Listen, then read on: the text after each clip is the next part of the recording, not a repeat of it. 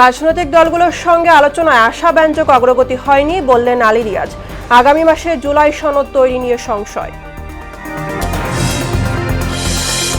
গণ অভ্যুত্থানের বর্ষপূর্তি উপলক্ষে এনসিপির মাসব্যাপী কর্মসূচি, জুলাই হত্যাকাণ্ডের বিচারে রোডম্যাপ ঘোষণার দাবি। নিম্ন আদালতের বিচারকদের শৃঙ্খলাবিধি অনুমোদনের আদেশ আপিল বিভাগে স্থগিত, বাধা নেই ১১৬ অনুচ্ছেদ নিয়ে রিট শুনানিতে। এবং জুলাই আগস্টে ডেঙ্গু পরিস্থিতি আরও খারাপের আশঙ্কা, এডিস মশা নিয়ন্ত্রণে সচেতনতার পাশাপাশি কার্যকর পদক্ষেপ নেওয়ার তাগিদ।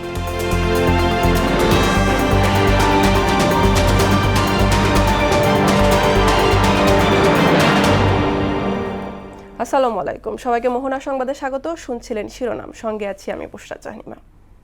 রাজনৈতিক দলগুলোর সাথে ঐক্যমত্য কমিশনের আলোচনায় এখনও আশাব্যঞ্জক অগ্রগতি হয়নি। যে অঙ্গীকারে জুলাই আন্দোলন হয়েছে তার নিশ্চিতে দলমত নির্বিশেষে সবাইকে দেশের স্বার্থ বিবেচনায় আহ্বান জানিয়েছেন কমিশনের সহসভাপতি অধ্যাপক আলী রিয়াজ। আবু সাইদের মৃত্যুবার্ষিকীতে জুলাই সনদ প্রকাশ করার ইচ্ছে থাকলেও তা করতে পারবেন কিনা এ নিয়ে সংশয় জানান আলী রিয়াজ। ফরেন সার্ভিস একাডেমিতে রাজনৈতিক দলগুলোর সাথে দ্বিতীয় পর্যায়ের ৭ম দিনের আলোচনার শুরুতে তিনি এই কথা বলেন। আমাদের সকলের লক্ষ্য ছিল যে ফ্যাসিবাদী শাসন থেকে আমরা মুক্ত হব। আমাদের লক্ষ্য ছিল যে ব্যবস্থা ফ্যাসিবাদী শাসনকে তৈরি করেছে তার কাঠামোগত পরিবর্তনগুলো আমাদের করতে হবে। এই সংকল্পের থেকে সমস্ত রকম মত পার্থক্যকে পাশে রেখে আমরা সকলে সমবেত হয়েছি। ফরেন সার্ভিস একাডেমিতে আছেন সহকর্মী উষা ফেরদৌস, আমাদের সঙ্গে সরাসরি যুক্ত হচ্ছেন তিনি। উষা, আজকের বৈঠকের মূল আলোচনার বিষয়গুলো কি এবং জুলাই সনদ প্রকাশ নিয়ে কি সিদ্ধান্ত নেওয়া হয়েছে?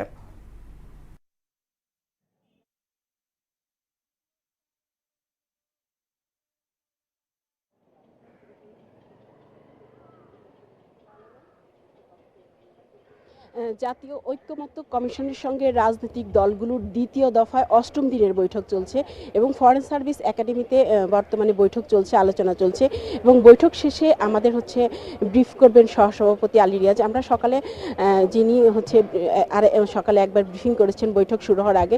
তিনি বলেছেন যে বর্তমানের যেই সংলাপ চলছে, বর্তমানে যে আলোচনা চলছে সেখানে এখন সন্তোষজনক যেই আলোচনা সেখানে এখন পর্যন্ত পৌঁছানো সম্ভব হয়নি। তবে তিনি আশা করছেন যে আলোচনার মধ্য দিয়ে দেশের যে বৃহত্তর স্বার্থ সেটি বাস্তবায়ন করা সম্ভব হবে। কারণ জুলাই আন্দোলন যে আশা আকাঙ্ক্ষা নিয়ে মানুষ করেছে এবং যে প্রত্যাশা ছিল জনগণের, যে সরকার প্রধান বা সরকারের কাছে যে জনগণের যে প্রত্যাশা ছিল সেটি বাস্তবায়ন করার জন্য দলমত নির্বিশেষে সব রাজনৈতিক দলগুলোকে এক হওয়ার আহ্বান জানিয়েছেন আলী রিয়াজ। এবং এই বৈঠক সবগুলো রাজনৈতিক বড় প্রধান যে রাজনৈতিক দলগুলো আছে তারা সবাই অংশগ্রহণ করেছে এবং বৈঠক শেষে তারা তাদের নিজস্ব যেই প্রস্তাবগুলো দিয়েছেন বা যেই সংস্কার বিষয়গুলো নিয়ে আলোচনা করেছেন সেগুলি তারা গণমাধ্যমকে জানাবেন এবং বৈঠক শেষে যে সহসভাপতি আলী রিয়াজ তিনি সংবাদ মাধ্যমকে ব্রিফ করবেন এবং তিনি যেমনটি বলেছিলেন যে জুলাই সনদের যে বাস্তবায়ন সেটি রাজনৈতিক দলগুলোর যে সদিচ্ছা সেটি যদি না থাকে তাহলে আসলে বাস্তবায়ন করা কঠিন হবে। সংশয় জানিয়েছেন তিনি যে জুলাইয়ের মধ্যে যে প্রত্যাশা যে জুলাই আন্দোলনের যে সনদ বাস্তবায়ন করা সেটি সম্ভব হবে কিনা। তারপরে তিনি প্রত্যাশা করছেন যে সব রাজনৈতিক দলগুলো একসঙ্গে গণমানুষের জন্য কাজ করবেন এবং যে আলোচনা চলছে কমিশনের সঙ্গে সেটি ফলপ্রসূ হবেন। উষা, আপনাকে ধন্যবাদ। জুলাই গণ অভ্যুত্থানের বর্ষপূর্তি ঘিরে কর্মসূচি ঘোষণা করেছে জাতীয় নাগরিক পার্টি এনসিপি। ১ থেকে ৩০ জুলাই পর্যন্ত ৬৪ জেলায় হবে পদযাত্রা। আবু সাইদের শহীদ হওয়ার দিন ১৬ জুলাই বৈষম্য বিরোধী শহীদ দিবস হিসাবে পালন করবে দলটি। আর ৩ আগস্ট ঘোষণাপত্র পাঠ ও ৫ আগস্ট ছাত্র জনতার মুক্তি দিবস উদযাপন করা হবে।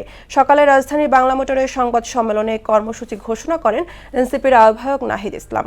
জুলাই হত্যাকাণ্ডের বিচার প্রক্রিয়ার রোডম্যাপ এবং নির্বাচনের পরও বিচার চলমান রাখার দাবি জানান তিনি।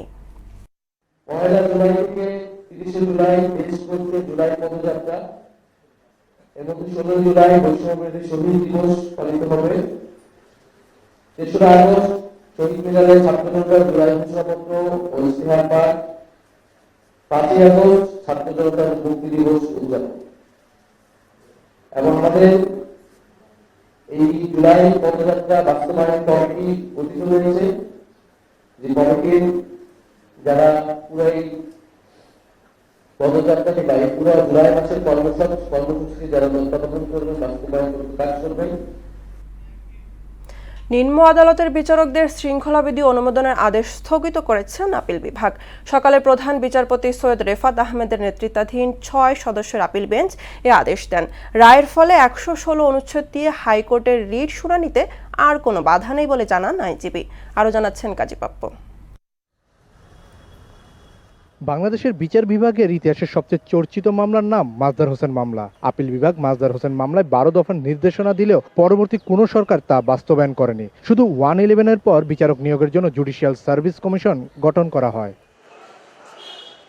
1999 সালে দেওয়া মামলার রায়ে বলা হয়, বিচারকরা প্রজাতন্ত্রের কর্মচারী হলেও তারা সিভিল এবং অ্যাডমিনিস্ট্রেশন সার্ভিস থেকে পৃথক, কাজেই শৃঙ্খলাবিধি সরকারি কর্মচারীদের থেকে ভিন্ন হবে। এই এক মামলার অধ্যস্থন আদালতের বিচারকদের শৃঙ্খলা বিধিমালাকে কেন্দ্র করে শেখ হাসিনার সাথে সম্পর্কের অবনতি হয়ে দেশ ছাড়তে বাধ্য হন সাবেক প্রধান বিচারপতি এস.কে. সিনহা।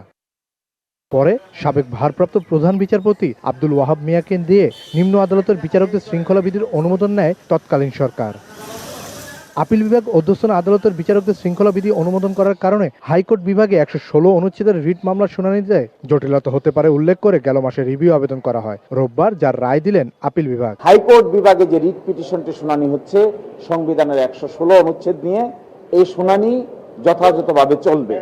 এই 3টি আদেশের মাধ্যমে আজকের এই রিভিউ পিটিশনটি নিষ্পত্তি করা হয়েছে এবং লিভ গ্রান্ট করা হয়েছে। এই রায়ের ফলে কি হবে তা ব্যাখ্যা করেন আইনজীবী। এই আদেশের ফলে প্রথম যেটি হলো, জনাব বিচারপতি ওয়াহাব মিয়ার নেতৃত্বে যে আদেশটি দিয়েছিলেন শৃঙ্খলা বিধিকে গ্রহণ করে, এই আদেশটি স্থগিত হয়ে গেল।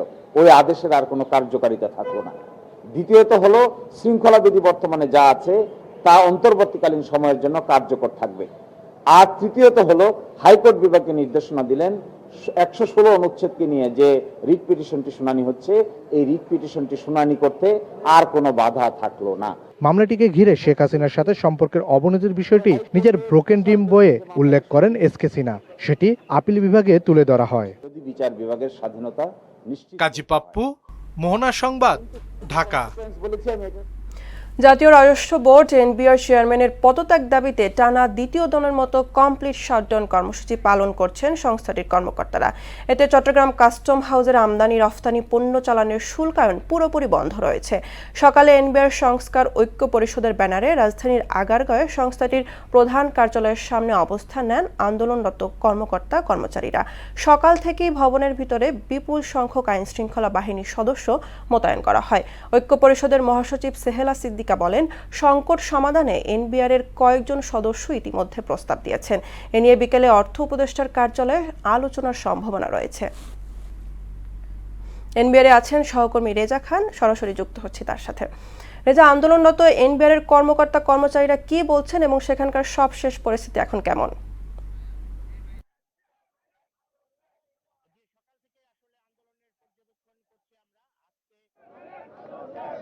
যে সকাল থেকে আসলে আন্দোলনের পর্যবেক্ষণ করছি আমরা। আজকে বিকেল 4টার সময় আন্দোলনকারীদের সঙ্গে অর্থ উপদেষ্টা বৈঠক করবেন, আমন্ত্রণ জানানো হয়েছে তাদেরকে, এবং 4টায় এখান থেকে আন্দোলনকারীদের প্রতিনিধিরা অর্থ উপদেষ্টার সঙ্গে বৈঠক করবেন। তার পরবর্তীতে বৈঠকের সিদ্ধান্ত কি হয় সেটা আসলে 14 মে সরকার প্রজ্ঞাপন জারি করেছিল। এই এনবিআর কে 2 ভাগে বিভক্ত করেছিল, নীতি শাখা এবং বাস্তবায়নকারী শাখা। এরপরে 14 মে পরে 16 মে থেকে কিন্তু শুরু হয় এই সংস্কার ঐক্য পরিষদের মাধ্যমে। পরবর্তীতে সরকারের সঙ্গে আলোচনা এবং তাদের মত বিনিময়ের পরে 26 মে কিন্তু এই কর্মসূচি স্থগিত করা হয়েছিল।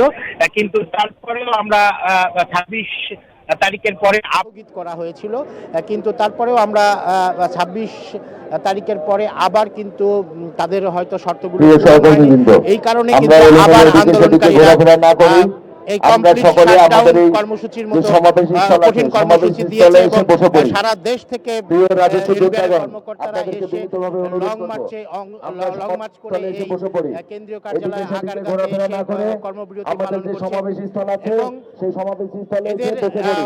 দাবি হচ্ছে প্রিয় রাজস্ব যৌক্তিক যোদ্ধাগণ, সংস্কার, আপনাদেরকে এনবিআর কে বিনীতভাবে অনুরোধ যৌক্তিক করব, সংস্কার করা এবং আপনারা এখানকার যে এদিকে চেয়ারম্যান সেদিকে আছেন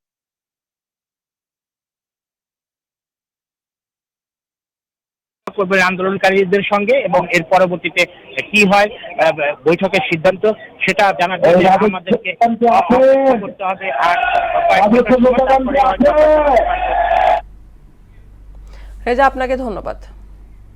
এডিস মশা নিয়ন্ত্রণে কার্যকর উদ্যোগ না নিলে জুলাই আগস্টে ডেঙ্গু পরিস্থিতি আরও খারাপের আশঙ্কা চিকিৎসকদের।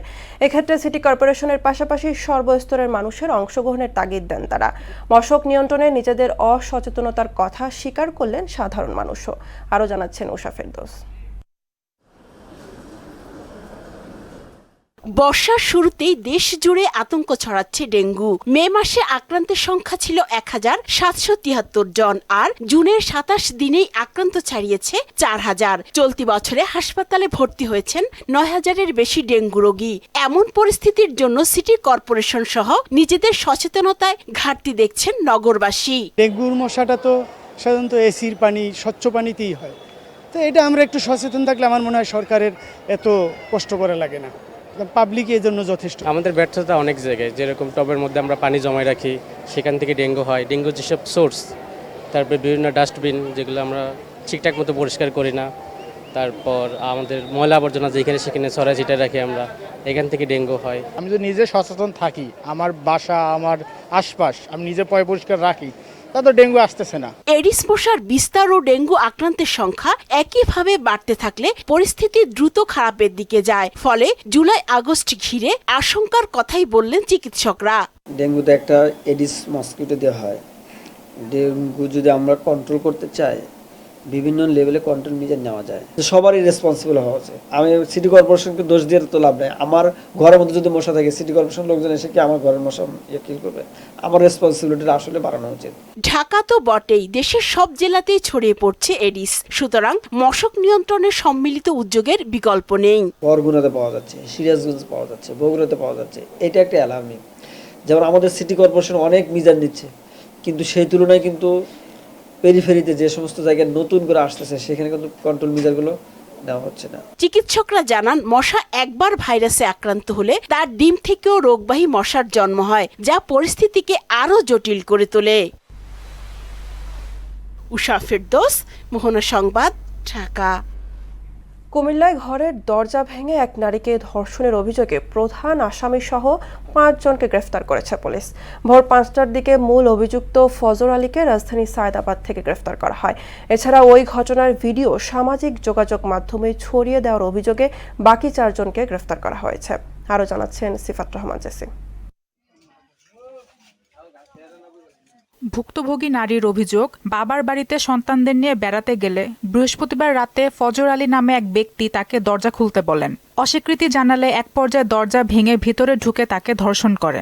পরে শুক্রবার দুপুরে ওই নারী মুরাদনগর থানায় মামলা করেন।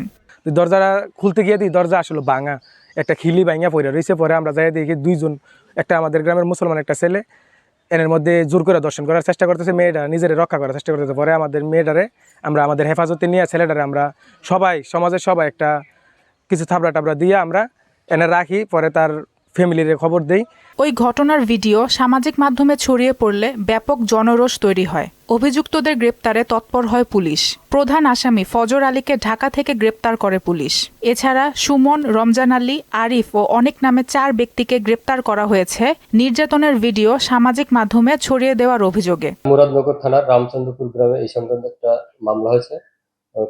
একজন প্রবাসীর স্ত্রী উনি বাদী হয়ে মামলা করেছেন। আমরা এই মামলার প্রধান অভিযুক্ত মোহাম্মদ ফজল আলী নামে তাকে আমরা গ্রেপ্তার করেছি এবং ঘটনার সময় কিছু লোকজন ভিকটিমের কিছু ছবি, ভিডিওগুলো ধারণ করে সোশ্যাল মিডিয়ায় আপলোড করে এবং এই অভিযোগে আমরা ইতিমধ্যে 4 জনকে অ্যারেস্ট করছি। সর্বমোট এই ঘটনায় আমরা 5 জনকে আটক করেছি। ঘটনাটিকে লজ্জাজনক আখ্যায়িত করে জামাত আমির ডাক্তার শফিকুর রহমান বলেছেন, অভিযুক্তকে ছাড় দেওয়া যাবে না। আর স্থানীয় সরকার উপদেষ্টা আসিফ মাহমুদ বলেছেন, এই ঘটনায় আওয়ামী সন্ত্রাসীদের আশ্রয় প্রশ্রয়দাতারা দায়ী। সিফাত রহমান জেসি, মোহনা সংবাদ। যশোর খুলনা মহাসড়কের বেশিরভাগ অংশ খানাখন্দে বেহাল। প্রতিনিয়ত ছোট বড় দুর্ঘটনার পাশাপাশি বিকল হচ্ছে যানবাহন। অন্যদিকে ধুলা কাদায় ভোগান্তিতে স্থানীয় পথচারীরা। তাই দুঃখ প্রকাশ করে সড়ক বিভাগ বলছে, খুব দ্রুত সংস্কার কাজ শেষ হলে ভোগান্তি লাঘব হবে। স্বাধীন মোহাম্মদ আবদুল্লাহর প্রতিবেদন, জানাচ্ছেন আফরিন পপি। যশোর খুলনা মহাসড়কের কোথাও দেবে গেছে, কোথাও বিটুমিন উঠে সৃষ্টি হয়েছে ছোট বড় গর্ত। বিশেষ করে যশোর পালবাড়ি থেকে অভয়নগরের রাজঘাট পর্যন্ত ৩৮ কিলোমিটার সড়কের মধ্যে ১৫ কিলোমিটার সড়কই চলাচলের অনুপযোগী। রাজধানী সহ দূরপাল্লার ৩২টি রুটের যানবাহন চলাচল করা এ সড়ক দিয়ে বেনাপোল ও দর্শনাস্থল বন্দর, নওয়াপাড়া নদী বন্দর এবং মোংলা সমুদ্র বন্দরগামী হাজারো যানবাহন চলাচল করায় প্রতিদিনই ছোট বড় দুর্ঘটনার পাশাপাশি বিকল হচ্ছে যানবাহনের যন্ত্রাংশ। এতে ক্ষুব্ধ সড়কে চলাচলকারী সহ এলাকাবাসী। রাস্তার পাশে দেখেছেন কত বড় গর্ত, এখানে যদি মাটি না দেওয়া হয় ও গাড়ি চলবে না। কাজ করার সময় একটা আলাদা অপশন রাখবে, সেই সব কিছু রাখতেছে না। ওই দেখেন ওই এলাকার পুরো রাস্তা বন্ধ। আমাদের তাদের রাস্তাটা একটু সুন্দর হোক এবং ভালো হোক। ঘন্টা কি ঘন্টা জামে পড়ে থাকছে, বিভিন্ন লোকজন দুর্ভোগ করছে, অনেক অ্যাম্বুলেন্স গুলো পড়ে থাকতেছে। একবারে জাম লাগলে ৩-৪ ঘন্টা থাকতেছে, জাম ছাড়াচ্ছে না। কংক্রিটের ঢালাই দিয়ে সড়ক সংস্কার করা হচ্ছে। এটি শেষ হলে এ সড়কে আর ভোগান্তি থাকবে না বলে জানান সড়ক বিভাগের এ কর্মকর্তা। ঢালাইয়ের কাজ এমন একটা কাজ, আসলে একটু সময় দিতে হয়। আমি এক কাছে কাজ করলাম, আমার কিউরিং পিরিয়ড 28 দিন দিতে হয়, অন্তত মিনিমাম 20 থেকে 21 দিন দেওয়া লাগে। এই জন্য এখানে একটু যানজট হচ্ছে, এটার জন্য আমরা আসলে দুঃখিত। কিন্তু আসলে রাস্তার অবস্থা এত খারাপ যে আমরা কাজ না করে পারতেছি না। যশোর খুলনা মহাসড়কের জনদুর্ভোগ লাঘবে দ্রুতই কাজ করবে কর্তৃপক্ষ, প্রত্যাশা এ পথে চলাচলকারীদের। আফরিন পপি, মোহনা সংবাদ। Television camera journalist association TCA কার্যালয়ে অনুষ্ঠিত হয়ে গেল ঈদ পুনর্মিলনী ও মৌসুমি ফল উৎসব। শুক্রবার বেসরকারি টেলিভিশনে কর্মরত ক্যামেরা পার্সনদের উপস্থিতিতে এই মিলন মেলা প্রমাণ করেছে তাদের হৃদ্যতা আর ভালোবাসার মেলবন্ধন। দিনব্যাপী আয়োজনে উপস্থিত হয়ে পারস্পরিক কুশল বিনিময় সহ উৎসব মুখর পরিবেশে মৌসুমি ফলের স্বাদ আস্বাদন করেছেন তারা। এ সময় সংগঠনের প্রধান ফারুক হাসান তানবীর বলেন, সকলের এমন প্রাণবন্ত উপস্থিতিতে সন্তোষ প্রকাশ করে সংগঠনকে এগিয়ে নিতে সকলের সহযোগিতা প্রত্যাশা করেন। এবার আন্তর্জাতিক প্রসঙ্গ। ইসরায়েলি তাণ্ডবে গাজায় নতুন করে প্রাণ গেল ৮১ ফিলিস্তিনির। ইউনিসেফের তথ্যমতে আগের তুলনায় অপুষ্টিতে ভোগা শিশুর সংখ্যা ১৫০% বৃদ্ধি পেয়েছে। এদিকে গাজায় যুদ্ধবিরতি নিয়ে মার্কিন প্রেসিডেন্ট ডোনাল্ড ট্রাম্পের বক্তব্যকে রাজনৈতিক কল্পনা বলে মন্তব্য করেছেন ইসরায়েলের শীর্ষ কর্মকর্তারা। ওদিকে জিম্মি মুক্তি ও গাজায় যুদ্ধাবসানের দাবিতে তেল আবিবে বিক্ষোভ করেছেন সাধারণ মানুষ। কাজী শাহিনের ডেস্ক রিপোর্ট। ইরান ইসরায়েল সংঘাত এক তুড়িতে শেষ হলেও বন্ধ হয়নি গাজায় ইসরায়েলের তাণ্ডব। একের পর এক বিমান হামলায় বেড়ে চলেছে মৃত্যুর মিছিল। সবশেষ ২৪ ঘন্টায় প্রাণ হারিয়েছে আরও ৮১ ফিলিস্তিনি, আহত হয়েছে ৪ শতাধিক। শুধু হামলা করেই থেমে থাকেনি নেতানিয়াহু বাহিনী। উপত্যকাটিতে সব রকম ত্রাণ ও মানবিক সহায়তাও অনেকাংশে বন্ধ করে দিয়েছে। এতে অমানবিক কষ্টে দিন কাটছে সহায় সম্বলহীন গাজাবাসীর। দীর্ঘদিন ধরে পুষ্টিকর খাদ্য না পাওয়ায় চরম অপুষ্টিতে ভুগছে শিশুরা। গাজার সরকারি মিডিয়া দপ্তর এক বিবৃতিতে জানিয়েছে, ইসরায়েলের এ অবরোধ একটি যুদ্ধাপরাধ। এটি এক প্রকার ঠান্ডা মাথায় পরিকল্পিত শিশু হত্যাকাণ্ড, যেখানে না খেতে দিয়ে ধীরে ধীরে মৃত্যু নিশ্চিত করা হচ্ছে। ইউনিসেফের তথ্যমতে চলতি বছরের মে মাসেই ৬ মাস থেকে ৫ বছর বয়সী অন্তত ৫,০০০-এরও অধিক শিশুকে অপুষ্টিজনিত সমস্যার কারণে হাসপাতালে ভর্তি করা হয়েছে। ফেব্রুয়ারি মাস থেকে এখন পর্যন্ত এ হার ১৫০% বৃদ্ধি পেয়েছে বলেও জানিয়েছে সংস্থাটি।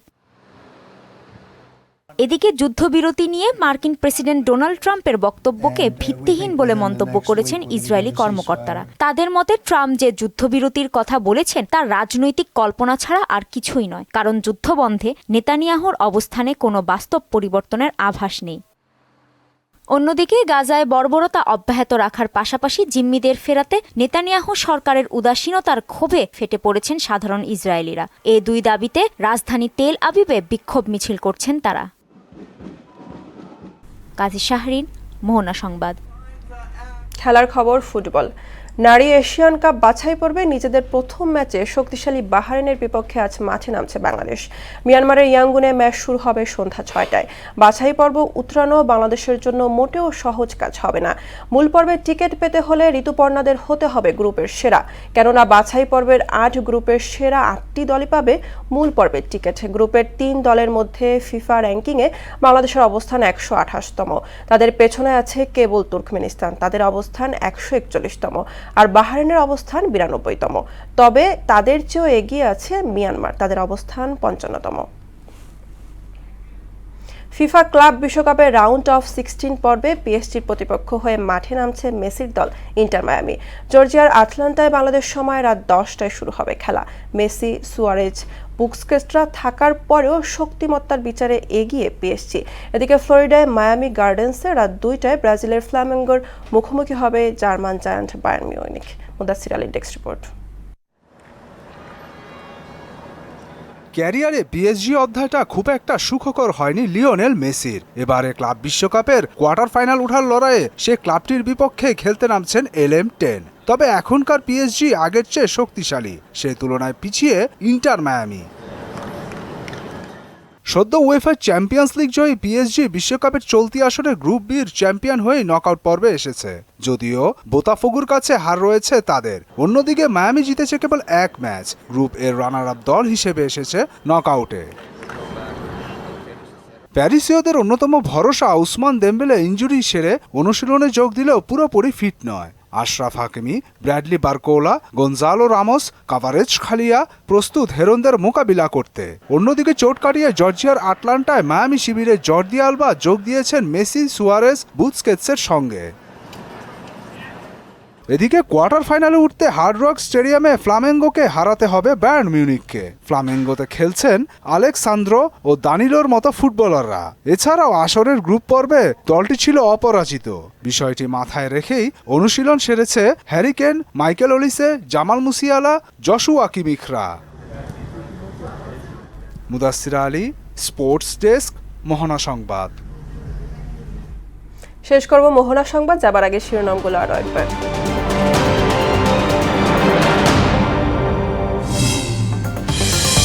রাজনৈতিক দলগুলোর সঙ্গে আলোচনায় আশাব্যঞ্জক অগ্রগতি হয়নি বললেন আলী রিয়াজ।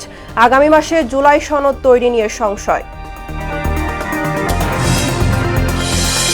গণ অভ্যুত্থানের বর্ষপূর্তি উপলক্ষে এনসিপির মাসব্যাপী কর্মসূচি, জুলাই হত্যাকাণ্ডের বিচারে রোডম্যাপ ঘোষণার দাবি। নিম্ন আদালতের বিচারকদের শৃঙ্খলাবিধি অনুমোদনের আদেশ আপিল বিভাগে স্থগিত, বাধা নেই 116 অনুচ্ছেদের নিয়ে রিট শুনানিতে। এবং জুলাই আগস্টের ডেঙ্গু পরিস্থিতি আরও খারাপের আশঙ্কা, এডিস মশা নিয়ন্ত্রণে সচেতনতার পাশাপাশি কার্যকর পদক্ষেপ নেওয়ার তাগিদ।